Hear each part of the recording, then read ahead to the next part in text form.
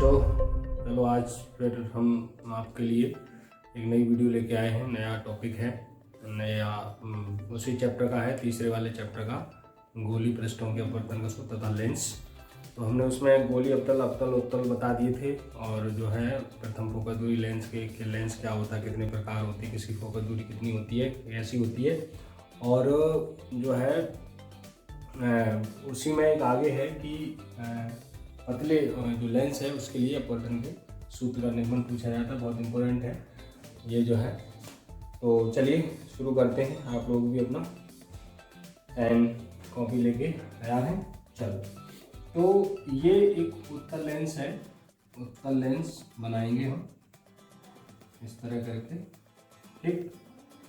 तो ये हमारा उत्तल लेंस हो गया, ओके। इसके बाद ये जो है मुख्य अक्ष है, इसको हम मुख्य अक्ष कहते हैं, मुख्य अक्ष। ये हमारा लेंस है, पतला है, और इसकी जो मोटाई है वो टी मोटाई का है ये लेंस, ठीक है। ये एल मान लेते हैं। इसमें यहाँ पर बस तो ओ पर बस तो रखी है, और ओ से इसका ये यानी कि पृष्ठ P1 मान लो, ये पृष्ठ P2 मान लो, ये C प्रकाशिक केंद्र है। यहाँ बस तो रखी है और यहाँ से प्रकाश चलेगा, और जो है यहाँ से प्रकाश गया और ये टकरा गया। टकराने के बाद यदि ये पृष्ठ न होता दूसरा वाला, तो ये इस तरह करके ऐसे यहाँ पर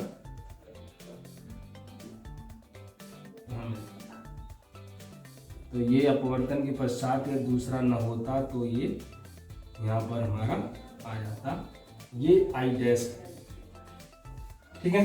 अब दूसरा क्या है कि ये जो है इस तरह करके, तब ये ऐसे करके यहाँ पर बनेगा ये प्रतिबिंब। तो ये जो है हमारा प्रतिबिंब क्या है, आई है।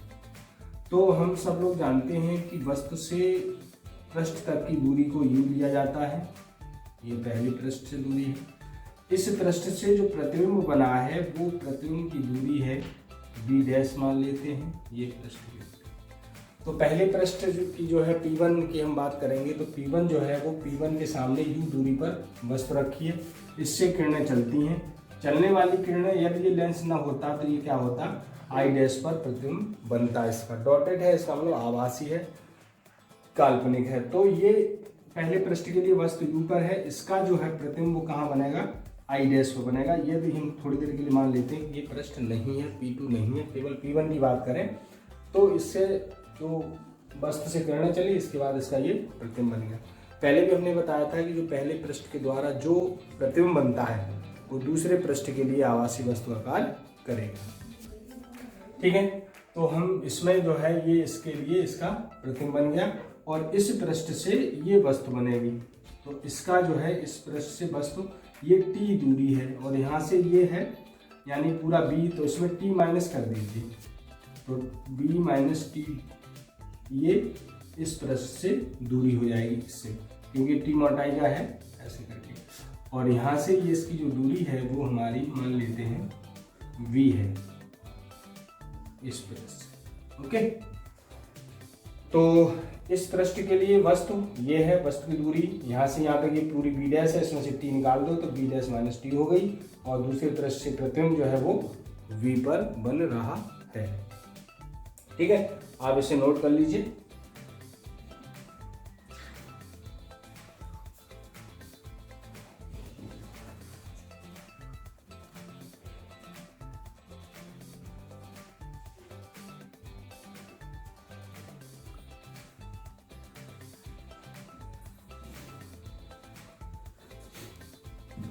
ओके, नोट हो गया। चलिए अब हम उसको आपको थोड़ी सी इसकी लैंग्वेज है वो हम आपको लैंग्वेज लिखाते हैं। लैंग्वेज में यह है कि माना एक पतला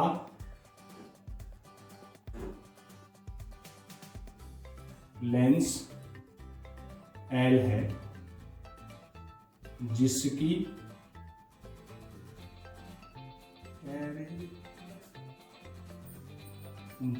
मोटाई कुछ ना कुछ होती है तो हमने T मान ली, जिसकी मोटाई T है, तथा इनकी वक्रता त्रिज्याएं इनकी लेंस की जो है वक्रता त्रिज्याएं R1 व R2 है। ठीक है, तथा लेंस की फोकस दूरी F। ठीक है, ये हम सारी चीजें लिख लेते हैं। हमारा एक पतला लेंस L है जिसकी मोटाई है ये वाली, और इसकी फोकस दूरी F है। और पहले पृष्ठ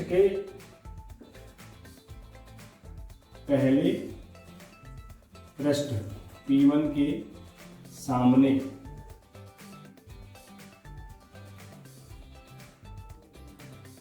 U दूरी पर वस्तु O रखी है। ठीक है, P1 के सामने वस्तु U दूरी पर क्या रखी है, वस्तु रखी है। अब इससे किरणें चलेंगी, जिससे चलने वाली किरणें पृष्ठ से अपवर्तन के पश्चात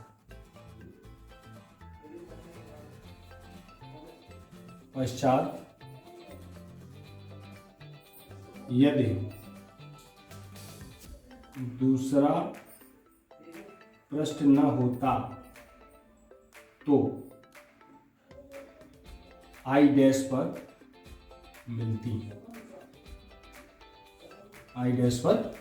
यह दूसरा पृष्ठ न होता तो P1 के सामने वो बिंदु वस्तु रखी जिससे चलने वाली किरणें लेंस पृष्ठ से अपवर्तन के पश्चात I डैश पर मिलती। शर्त यह है कि वो दूसरा पृष्ठ न होता तो I डैश पर मिलती। यह I डैश दूसरे पृष्ठ के लिए आभासी वस्तु का कार्य करेगा, जिसका दूसरे पृष्ठ द्वारा बिंदु I पर प्रतिबिंब बनेगा। ठीक है, अब चित्र से दूरियां कर लो।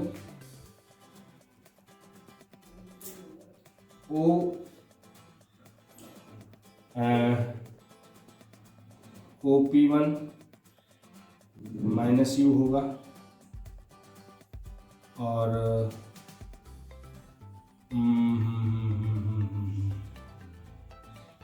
P1 I dash D dash होगा और P2 I dash D dash minus D होगा और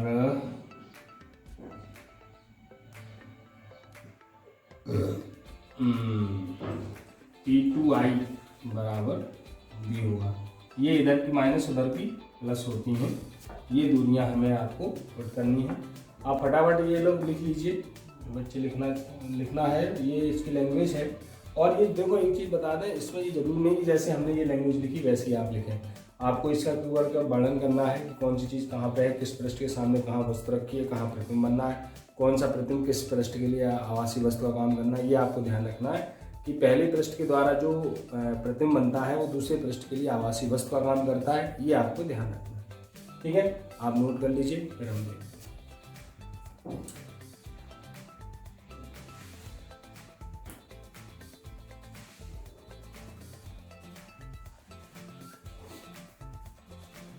चलिए। अब हम करते हैं पहले पृष्ठ के लिए। पहले पृष्ठ के लिए क्वेश्चन लिखो अपवर्तन के सूत्र से, अपवर्तन के सूत्र से। तो अपवर्तन का सूत्र है हमारा n/b - 1/u n-1/r में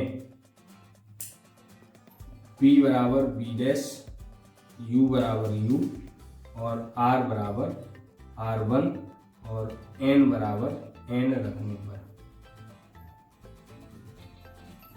ठीक है, इनकी बहुत ज़्यादा ये जो चीज़ें लिखी हैं इसकी ज़रूरत नहीं करते, हम ऐसे शॉर्ट में आपको बताते हैं, इनकी ज़रूरत नहीं है। इसको आप चाहें तो न लिखें, कोई दिक्कत नहीं, क्योंकि हम ऐसे ही आपको करा दे रहे हैं। ठीक है, तो ये पहले पृष्ठ की बात करेंगे। पहले पृष्ठ P1 के लिए। तो P1 की बात करेंगे तो ये अपवर्तन का सूत्र लगाएंगे, तो ये हमारा अपवर्तन का सूत्र होता है। इसमें देखो पहले पृष्ठ के लिए वस्तु कहाँ रखी, u बराबर u लगाया जाएगा और इसका प्रतिबिंब कहाँ बनना b'। तो प्रतिबिंब की दूरी क्या होती है b, तो b की जगह क्या लिखेंगे b'। और पहले पृष्ठ की वक्रता त्रिज्या क्या है r1, तो उसकी जगह क्या लिख देंगे r बराबर r1 और n बराबर n। तो चलिए लिखिए, तो n/b' - 1/u n-1/r1, ये समीकरण हो गया आपका 1। अब इसी प्रकार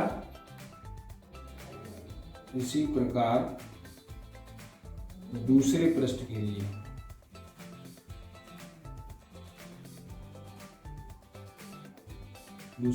के लिए, अपवर्तन के सूत्र से।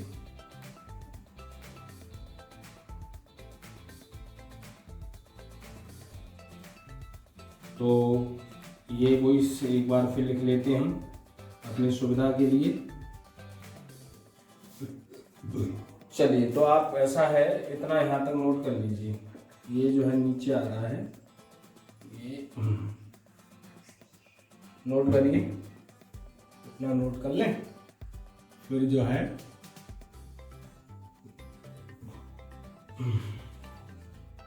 तो ये यहाँ समीकरण एक आ गया। चलिए, ऊपर का हो गया होगा, ऊपर हम बता दे रहे हैं आपको। चलो जी चलो।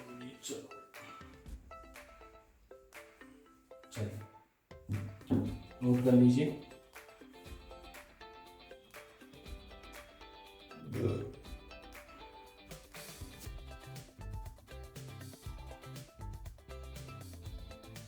चलो, अब हम क्या करेंगे, दूसरे पृष्ठ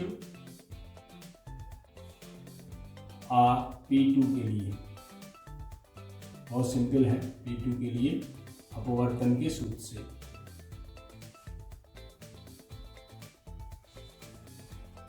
ठीक है, तो अपवर्तन के सूत्र में क्या करेंगे कि B सूत्र लिख लीजिए, n/b - 1/q और n-1/r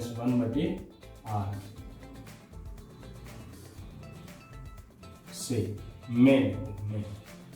में क्या करेंगे कि b बराबर दूसरे पृष्ठ के लिए प्रतिबिंब कहाँ है, b पे ही है, और u वस्तु कहाँ है इसके लिए दूसरे पृष्ठ के लिए, ये है b' - t, ये दूसरे पृष्ठ के लिए आवासी वस्तु का काम करेगा। तो वस्तु की दूरी u होती है और प्रतिबिंब की दूरी v होती है, ये दिमाग पर रखिए, वस्तु की दूरी v, प्रतिबिंब की दूरी u होती है, और n = 1/n लगेगा और r = लगेगा r2, क्योंकि हम पहले ही बता चुके, क्योंकि प्रकाश जो है कांच से हवा में जा रहा है। ठीक है, पहले देखो यहाँ पे हवा है, ये कांच है, तो पहले किरण हवा से कांच में गई तो वही लगेगा। हम पहले भी आपको बता चुके, ये जो अपवर्तन का सूत्र है ये हवा से कांच में है, विरल से सघन में है। तो जब विरल से सघन में है तो इसमें n में कोई चेंजिंग नहीं आएगी, लेकिन जब ये सघन से विरल में, अब ये क्या है कि ये कांच से हवा में जाएगा, ये दोनों माध्यम समान था, इधर भी हवा इधर भी, तो अब कांच से हवा में आएगा तो ये अपवर्तनांक उल्टा हो जाएगा, तो n की जगह 1/n रख दीजिए। 1/n बटे v बराबर 1/v डैश माइनस टी और 1/n माइनस 1 बटे R2। ये समीकरण हम थोड़ी देर के लिए 2 डाल लेते हैं, ठीक है। चलिए इसको मिटाना होगा हमें। अब इसका काम खत्म, इसको जो है मिटाल देते हैं। चलिए अब क्या करेंगे, प्रत्येक पद में ये n अपॉन वाला हट जाना चाहिए, तो ये हटेगा कब, प्रत्येक पद में n का गुणा कर दो, गुणा करने पर, तो यहाँ प्रत्येक पद में n का गुणा कर दो, n अपॉन n बटे b, n 1 इंटू n बटे b dash minus T 1/n गुणा n माइनस 1 इंटू n। हमने ऊपर प्रत्येक पद में n का गुणा कर दिया, तो ये कट जाएंगे, तो 1/b हो गया, ये n/b डैश माइनस टी हो गया और ये 1 माइनस n बटे R2 हो गया। समीकरण हो गया 3, ठीक है। अब क्या करेंगे, चलिए चूंकि लेंस बहुत पतला है, अतः टी को नगण्य माना जा सकता है। टी को छोड़ दीजिए, तो टी को हम जब नगण्य मानेंगे तो 1/b माइनस n/b डैश बराबर 1 बटे n बटे R2। समीकरण हो गया 4। अब ये समीकरण 4 और ये समीकरण 1, ये समीकरण 1 था, एक समीकरण, तो समीकरण 1 व 4 को हल करने पर, तो हल करने का तरीका ये होता, पहला एक समीकरण लिख लो, तो हमने ये लिख लिया 1/u n माइनस 1 बटे R1। नीचे दूसरा लिख दो b डैश 1 माइनस n बटे, तो ये हम जोड़ेंगे, जोड़ने पर तो ये इससे कट गया, 1/b माइनस 1/u, ये जोड़ेंगे तो ये माइनस है, माइनस प्लस माइनस हो जाता है, तो ये प्लस ये हो जाएगा, तो n माइनस 1 बटे R1 प्लस 1 माइनस n बटे R2। तो समीकरण 1 व 2 को हल करने का मतलब समीकरण 1 और 2 को जोड़ दो, तो जोड़ेंगे तो ये प्लस ये माइनस कट गया, ये माइनस ये हो गया, क्योंकि माइनस है, माइनस प्लस माइनस होता है, जोड़ने को माइनस हो जाएगा, ये माइनस ये हो गया, ठीक है। अब क्या करेंगे, 1/b माइनस 1/u, इसमें से यदि हम ये n-1 है, इसको n-1 करेंगे तो माइनस कॉमन ले लो, तो ये n-1 हो जाएगा, ये 1 माइनस है ना, तो n-1 करेंगे तो कॉमन आ जाएगा, तो ये हमने कॉमन ले लिया है। अब इसमें से ये कॉमन ले लो, तो 1/R1 माइनस 1/R2 ये हमारा आ गया, ठीक है।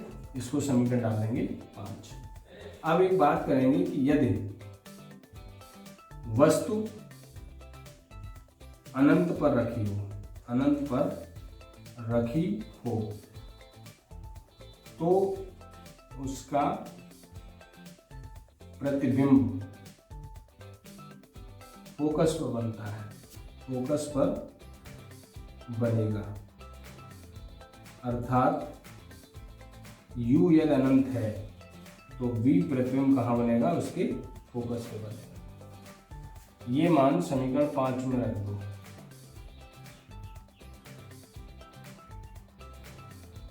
रखने पर तो ये हम यहाँ पर 1/f हो गया, ये 1/ अनंत हो गया और n-1 बटे 1/R1 माइनस 1/R2, ठीक है। अच्छा, 1/ अनंत का मान हम लोग जानते हैं 0 होता है, तो 1/f is equal to n-1 और 1/R1 माइनस 1/R2। ये आपका आ गया है 6।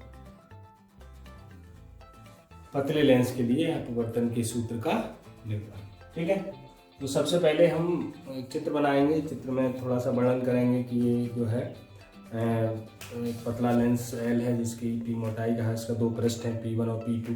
तो पहले सबसे पहले P1 के लिए अपवर्तन का सूत्र लगाएंगे और फिर P2 के लिए अपवर्तन का सूत्र लगाएंगे। P1 में जो अपवर्तन का सूत्र होता है n/b - 1/u n - 1/r, उसमें आपको ये ध्यान रखना b की जगह b' लगाना, u की जगह u लगाना, n की जगह n लगाना, r की जगह r1 लगाना। दूसरे पृष्ठ के लिए जब हम लिखेंगे तो वहाँ पर हमें b बराबर b लगाना है, u बराबर b' - t लगाना, r बराबर r2 लगाना है और n की जगह 1/n लगाना है, क्योंकि माध्यम बदल गया है। पहले हवा से कांच में गई है, फिर किरण दूसरे पृष्ठ के लिए कांच से निकलकर हवा में आई है, इसलिए वहाँ पर n की जगह 1/n निकालना है। तो दो चीज़ें आपको ध्यान रखनी है कि पहले पृष्ठ के लिए u बराबर u, b बराबर b' और r बराबर r1। दूसरे पृष्ठ के लिए आपको ध्यान में रखना अपवर्तन के सूत्र में क्या लगाना है, ये दिमाग में रखना है। दूसरे पृष्ठ में n की जगह 1/n लगाना है, r की जगह r2 लगाना है, v की जगह b लगाना है और u की जगह b' - t लगाना है। उसको लगाकर सॉल्व करेंगे तो t को हटाना है, तो t को हटाने के लिए t को एंड में नगण्य मान लेना, फिर एक वो समीकरण तैयार हो जाएगा और एक पहले पृष्ठ के लिए समीकरण बन जाएगा। दोनों समीकरणों को आपको हल करना है। हल करने के बाद कटेगा, जो बचेगा तो ये इस तरह आ जाएगा। वैसे भी आपने पढ़ा हो तो ये 1/f होता है, 1/f बराबर 1/b - 1/u।